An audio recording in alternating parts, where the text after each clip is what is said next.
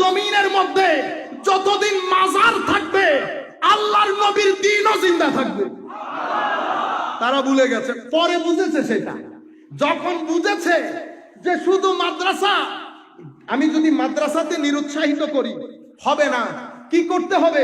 তরুণ প্রজন্মকে মাজার বিমুখ করতে হবে।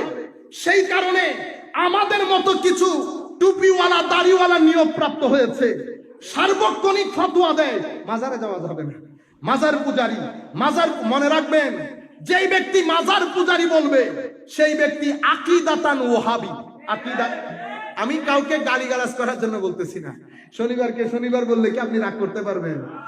এটা মাজার পূজারি যখন বলবেন আমি ধরে নিব আপনি হচ্ছেন কি ওয়াহাবি। যারা ওলিয়া উলিয়ার বিরোধিতা করবে তারা হক না বাতিল।